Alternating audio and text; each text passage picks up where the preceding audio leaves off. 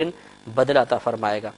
یہ کہ بھائی نے فرمایا، یہ انڈیا سے کال کی، کہ فرنچ کٹ داڑھی اگر کسی کی ہو تو کیا وہ تکبیر کہہ سکتا ہے؟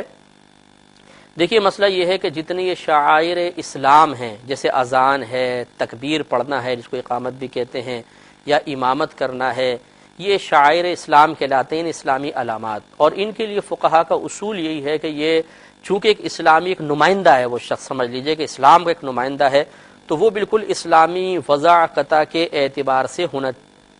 چاہیے۔ لہٰذا اقامت کوشش یہ ہونی چاہیے کہ باشرہ آدمی جو مکمل طور پہ اس کی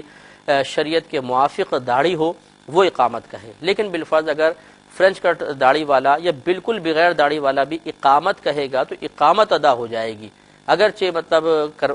بہتر یہی ہے کہ باشرع شخص ہی اقامت کہے۔ دوسرے انہوں نے امام کے بارے میں کہا کہ کیا ایسا شخص جو فرنچ کٹ داڑھی رکھے ہوئے ہے کیا وہ امام بن سکتا ہے؟ دیکھیے اگر تو وہاں پر وہ اس شخص کے پیچھے کچھ باشرہ لوگ بھی ہیں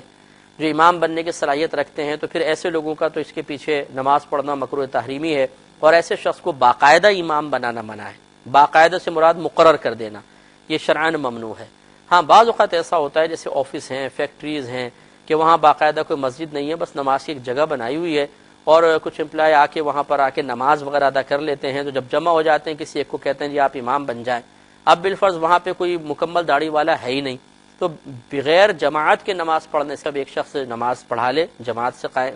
سے نماز ہو جائے،